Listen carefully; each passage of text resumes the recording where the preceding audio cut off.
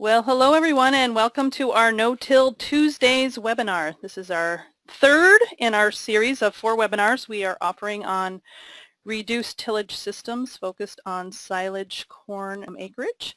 We are very grateful to the Northeast Extension Risk Management Education Center that has provided funding for the series. Okay, now I'm going to introduce our speakers for today. We have John Jemison, who is an extension professor of soil and water quality at the University of Maine. John works with farmers and homeowners to implement practices to improve soils and protect water quality. His research focuses on nutrient and weed management strategies to improve productivity, reduce risk to water quality, reduced tillage, to improve soil quality and increase local food production. We also have Rick Kersbergen, who is an extension professor of sustainable dairy and forage systems at the University of Maine. And Rick's research and extension work has focused on dairy forage systems, including management of perennial forages, as well as reduced tillage and cover cropping and annual forage systems. And with that, I will turn it over to John and Rick. Thanks for joining us today, guys. We are very happy to be here. Thank you very much, Deb. So we're very excited about getting your main perspective on no-till, and we're going to talk a little bit about some of the research we've been doing with farmers, both some qualitative and some quantitative stuff. And so to start us off, I'm going to ask Rick to tee it up. Great, John. So, no-till production is nothing new. I'm sure a lot of you heard about no-till production. So here's just a little picture from a 1970s bulletin from Virginia, but I thought I'd throw this up there because it talks to some of the reasons we are really excited about using no-till and how it impacts soil health. And so here we're just looking at the impact that no-till production has on drought resistance and the ability to compensate for extremes in weather conditions. And that's really one of the key things that we're looking at. So when we talk about no-till systems, we're also talking about the fact that we're trying to produce forage crops in a changing climate or a climate with more extremes. And so we're looking at trying to develop more resilient cropping systems. And one of the ways to do that, again, is to reduce tillage. And then if we're trying to impact climate change, if we can sequester more carbon, that's going to improve our ability to minimize changes in our global environment. And then, when we're dealing with these drought and flood situations, ideally if we can improve soil quality, that allows us to manage those soil water condition extremes better. And I think no-till and cover cropping go hand in hand in doing that for us. And so just some data that shows we're seeing increased precipitation. So although last year was a different system, but most climate predictions are that we're going to have increased precipitation events. But they also have these extreme drought conditions that we've seen in the past. Last year was one of those where we had very dry conditions, and we saw a fair amount of drought-stressed corn in places.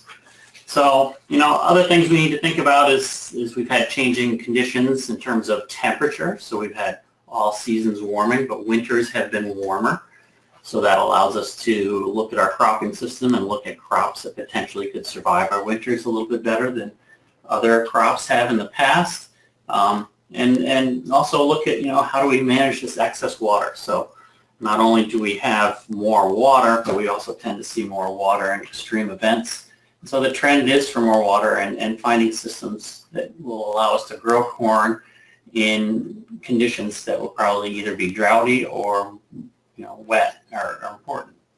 But one of the benefits we see is that we are having an increase in the length of our season, our frost-free season. So, to kind of quote our infamous four-season gardener in Maine, who we tout all the time, Elliot Coleman, we have the potential to farm the backside of the calendar. So that frost-free season does give us the ability to think about extending our growing season, and cover cropping plays a great role in terms of managing our systems so we can have better and more effective cover cropping because of this longer growing season we have.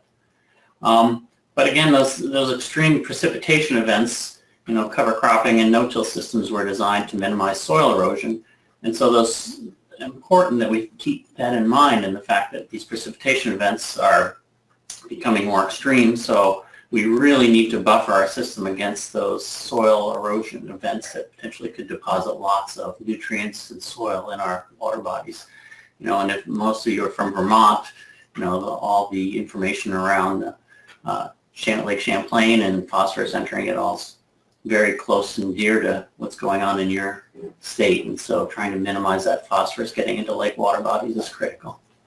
So when trying to do this, we're trying to build a more resilient system with cover crops and no-till, and trying to improve soil quality. And when we talk about soil quality and its ability to both hold water as well as its ability to withstand drought. And so improving that soil quality, and it's just an example of a demonstration that we did where we did a no-till system versus a tilled system. If you look on the left-hand side, you'll see where we have the division between the tilled and planted corn and the no-till corn with a tilled cover crop on the right. This is a field that has minimal slope, but you can see after some intense rainfall, the section on the left-hand side has definitely eroded, and we can see crusting of that soil where the dead cover crop on the right-hand side, and the no-till system obviously had no soil erosion, and we had better infiltration. And later on in the season, we actually saw drought stress on the left and no drought stress on the right. So we've done some work with rainfall simulators. I'm not sure if many of you have seen these, but we had one at our Maine farm days last year, and it was a great tool to look at. And so we've got 3 different soils here, and we put it under an intense rainfall event, and we can capture the water that's coming off the surface, which are the buckets in the front, and how much infiltrated, which are the buckets in the back. And if you look at this, we have 3 soils. The one on the left is a no-till cover crop soil. The soil in the middle is obviously a perennial sod. And the soil on the right is the soil from the actual farm-based site, which is minimal tillage or conservation tillage, where there's a fair amount of residue on the soil surface. So if you look at that, this is the no-till soil with a killed cover crop, not a lot of residue on it. And then this is the minimum tillage, but no cover crop. So then if we look at the results of the intense rainfall event, you'll see that the perennial sod actually did the best in terms of the amount of water that infiltrated or actually was held in the soil. But if you compare the soil on the left and the right, you can see that the soil with the minimum tillage produced a fair amount of surface runoff and very little infiltration, which is in the back. And that surface runoff obviously contained a lot of soil and also contain a lot of nutrients. Whereas the no-till soil on the left-hand side, we had very little runoff and a lot of infiltration. And despite the fact that we did not have a lot of residue on the soil surface, we got that great improvement in soil quality by doing that. So it's a great demonstration, and we repeated this several times just to make sure it was going to work, and it did. Again, it's a great learning tool for farmers to see the real difference in the ability of a soil to respond to reduced tillage and cover cropping. The other part I think that comes into play is that no-till systems have allowed us to grow corn where we normally don't grow corn, meaning that we improve our crop rotations for forage systems. And this is just some old data, obviously 1969 and 1989, that's before I was born. I was like to think that sometimes. But if you look at the corn yield, you can see that the rotation effect is there in terms of improved yield when we go to either a 2 or a 3-year corn alfalfa rotation. And we work with a bunch of farmers in Maine that also look at crop rotation. And here's just the impact of a 3-year rotation of alfalfa. This is a pure stand of alfalfa that is grown in rotation with potatoes and corn silage. And it's a very compacted soil for a number of years of potato rotation. And the ability of the alfalfa roots, you add that alfalfa into the rotation, you can see that in the picture on the right-hand side, you can see how that alfalfa root has penetrated probably 3 or 4 feet into the ground. And when that alfalfa is killed in the fall for going into a corn or potatoes the next year, that dead root channel will provide a way for water to escape, trying to reduce that compacted layer without having to go in with lots of tractors and rippers and tearers, and just using a cover crop or a rotation crop to improve soil drainage. So we've worked with a lot of farmers. We've had farmers in Maine that have grown continuous corn for years, and they don't want to stick a plow in the ground, and we've been able to convert them to no-till farmers and have them start taking ground that had been in grass for years and years and putting it into corn production, be very successful with it, and actually having incredible success, especially that first year coming out of sod into no-till. So here's an example of a fall-killed sod with one of the farmers that we work with, Larry Ward. And you can see this sod has disappeared. It was killed in the fall, and corn was planted through that dead sod in the spring.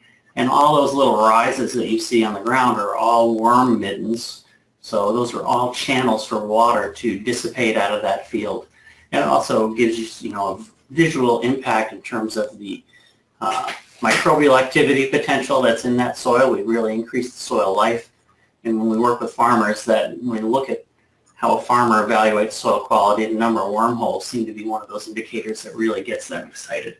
And so here's just a visual example of a huge number of wormholes coming out of a fall-killed sod going into a no-till system. And so Bobby Fogler is one of our leaders in no-till systems. And here's a quote: "We've probably doubled the pounds of milk per acre on forages coming off run-out hay ground." And so he looks all over the place to find hay fields that have been in perennial sod for years and years, because he loves to turn those around and put them into no-till corn for a year or two, improve that quality of the feed coming off. So now I'm going to turn it over to John.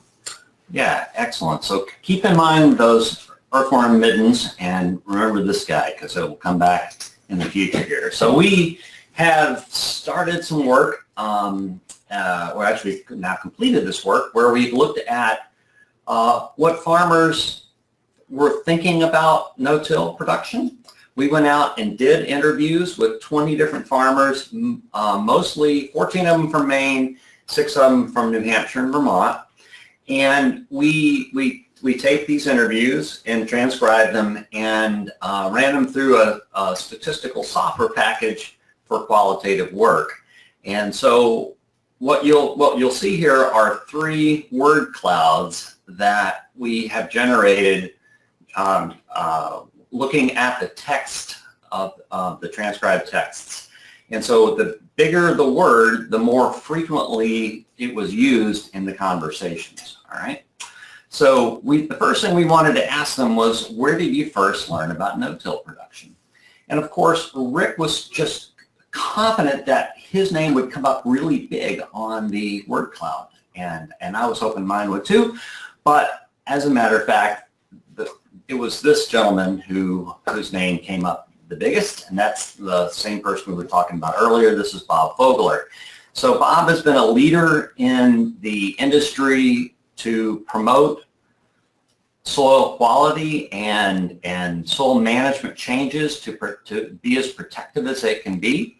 And he would actually say that he was given awards for things years ago that he now thinks would be really unacceptable.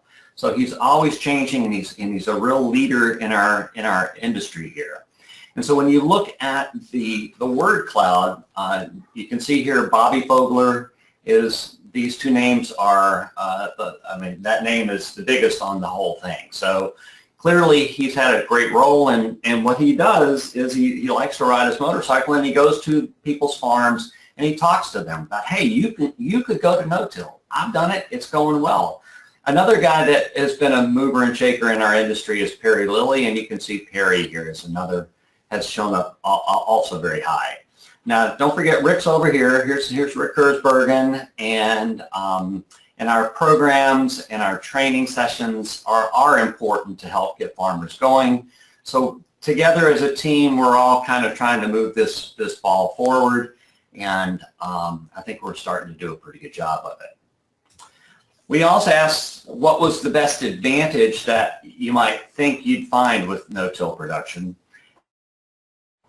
And clearly there were 2 or 3 things that really stood out for us. The opportunity to reduce fuel usage is huge. Saving time is very important, and also labor but time and fuel, I think, were probably obviously the biggest but I think farmers also appreciate that they can save labor as well. One of the interesting things that we saw in this was this question about nitrogen management. We have both been kind of accused of saying, well, you've got to go out and incorporate your manure as quick as possible for the first 25 years of our career. And now we're telling people, well, really, you can put it on the surface and it'll be okay. But and in reality it can if you have the cover crops there to hold that nitrogen. And what our growers are finding is that they can get further around the farm with the manure resource that they have, and they're actually finding nitrogen to be more efficient in this system. So that's a real interesting component of this, and we'll talk about it more in a minute, but it makes sense that if you would be basically emptying a pit so that you can get through the winter, and that's going off and not being utilized versus being put on a cover crop, you're going to see some real differences there. So that's an important perspective. The biggest disadvantage you might think of would probably be the insect pest habitat that you create.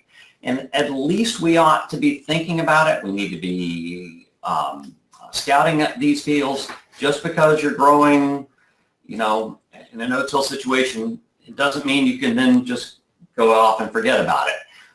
You need to be managing for armyworms, cutworms, a lot of different kinds of worms. So that was one of the biggest things that showed up here. Some people have talked about issues related to planting and kind of getting lost in the field from where you are. So using things like foam markers can be very helpful, and good GPS systems, I suspect, would also help improve that tremendously. So, there is this manure question keeps coming up, that they're unsure about the release, and so we have recently had a grant funded to really dig into this issue and try to put some numbers to this question. Is manure more efficient? Is manure less efficient when applied to a cover crop cornfield? It's going to be some interesting things to find. So the bottom line is, with that habitat there, we do need to keep an eye on things, and some of you will be using traded corn seed, but you don't have to. And we've been doing no-till successfully since the 70s. I worked on it in the 80s, and so we've got good data on this. And you don't have to have traded crops to make this work. But it does help at times. But don't necessarily rely on that trait to solve your problems, because sometimes pest populations can exceed the trait's capacity to protect it. So something to be thinking about there. So I'm going to ask Rick now to step in and talk a little bit about cover crops and some things he's been finding. So thanks, John, and all those of you who watched John Tooker's webinar last week in this series can relate to some of the pest pressure issues that we're talking about. And if you didn't see that, you should. John does a great job talking about looking at doing an IPM program and making sure IPM is a key part of a no-till system. But I still think that cover crops are the key part of a no-till system as well. We want to make sure that we are trying to protect that soil during the winter. Again, we're thinking of this no-till system not only for saving fuel and time, but also to protect our soil, and that cover crop is a key part of that. It also allows us to farm that backside of the calendar, which I think is critical in terms of trying to find crops that we can grow in September and October and maybe into November, and again in April. So we're actually, taking solar energy and converting it to organic matter that's going to help feed our crops in a sustainable system. So we're really looking at that, and obviously cover crops do some other benefits in terms of potentially reducing weed pressure, as well as making sure that season does get extended with our warming climate. So the other thing is to think about, and I don't know how many of you get Tom Kilser's newsletter, but his last newsletter indicated that he had data that showed that cover crops actually will reduce soil moisture very rapidly in the spring, and he actually found that there's a 60% less water under a growing winter grain crop. And so in Maine, we're constantly trying to battle water in the spring in terms of trying to get our crops in earlier and get our first crop of haylage off and get our corn in the ground. And also think about the fact that, that a drier soil will actually warm up quicker. So that gives you an advantage in terms of both soil temperature as well as soil water management. But of course, we are going to have wet springs, and we need to think about how we plant and when we plant in a no-till system. And obviously, the picture we see here on the right is soil that's been planted in that's been too wet. We're not getting good seed coverage, and being that slit's wide open. Our closing wheel obviously didn't work very well in this situation, and some of that is based on the soil conditions. So that as well. We also need to think about how much nitrogen we may need when we kill that cover crop. If we let that cover crop get to be too old, potentially you're going to tie up some nitrogen when we plant that corn. So it really is critical to think about how we manage that cover crop when we kill it, and also think about what we're going to put on for nitrogen. And I think the standard recommendation for most no-till corn farmers with a kill cover crop is that we make sure that we're putting 30 pounds of nitrogen in with the planter and a band. So I think that's a critical part and critical insurance that we need to make sure that is involved in terms of trying to develop a sustainable system. And so we're trying to get away from this, where we're trying to plow that soil to dry it out. I think the cover crop could be a much better and more effective way to dry a field out rather than trying to till it and aerate it and destroying the soil structure. So that field on that picture, in the black and white picture, obviously we kind of destroy that soil structure by plowing it or trying to dry it out by plowing when it's too wet. So obviously having a good planter system and getting good seed soil contact, and I think next week's webinar is going to get into more of this equipment, so I won't spend much time on that. But again, we're trying to develop a system that improves soil quality through improved organic matter management, reducing our tillage, reducing the amount of carbon that we're burning through tillage. So that's really a key part of this. We want to keep that soil covered to reduce erosion, and again, farm that backside of the calendar with cover crops. I think that's the key part of this. And so I think we're back to John again. Yeah, so we were interested in knowing how many of our farmers that we interviewed were doing at least some cover cropping. And most people, when we talked about it, they used terms like, essential. People like Bob Fogler and Perry Lilly said, it is essential that we use cover crops. All the way down to some other farmers saying, well, does quackgrass make a decent cover crop? So we know we've got a little ways to go, but 18 out of 20 were at least doing some cover cropping, which we thought was really particularly useful. I think most of our farmers in their discussion with us recognize that cover crops can tie up nitrogen and hold nitrogen from being lost. And again, that's where they're starting to see some efficiency. And there was some discussion about we know we got to get them killed on time. Rick's point is very well taken, that we need to manage that. But knowing that that cover crop is there with the roots in the ground, root exudates feed our soil microorganisms. And so they're going to be more primed up, more ready to go when it's springtime than if we just opened up the soil and tried to dry it out. So we really think the benefits way exceed any drawbacks. So so really what we need to be thinking about in some of this work is how our herbicide choices impact our cover crop establishment, and Rick will probably talk a little bit more about that in a little bit. But that is an important thing.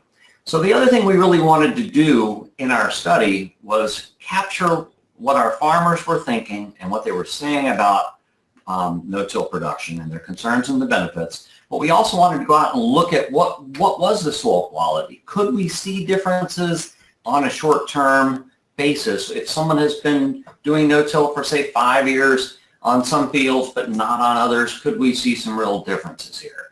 And so we worked with the Woods End Soil Test Lab to do soil quality analysis. And we asked our farmers to go out and identify 3 or 4 or 5 fields that they were curious about knowing what the soil quality was. We wanted to know how well they could identify what was the best field and the lowest field. And we also wanted to, and so with the soil quality tests that we used, we looked at soil organic matter here, aggregate stability, water-soluble carbon. We did the Solvita CO2 burst test to look at microbial activity and biological nitrogen mineralization. I always want to thank the people that helped me in the field to help collect our data. And we went out and pulled 12 cores with a bulb planter. So we were getting about 6 inches deep and about 4 inches diameter across the top of the bulb planter.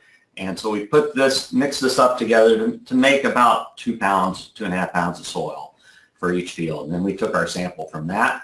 We took it to the lab that day, and they ran their analysis on it, and they will give us both a soil health score that goes from 0 to 50, and they also calculate a number of additional things. They look at the soil nutrient level at the time and kind of give you an overall fertility score, which kind of reflects the nutrient levels and the soil quality data. And the soil health score is a calculation using, again, those same criteria I just mentioned, things like organic matter, water-soluble carbon, the solvita to CO2 burst, solvita slan, and aggregate stability, okay? In addition, we went out with a soil penetrometer to just try to get a sense of how much resistance was in that field, and we went out and took 12 cores, 12 readings per field, and we measured the depth to 300 psi, the depth of the rooting zone.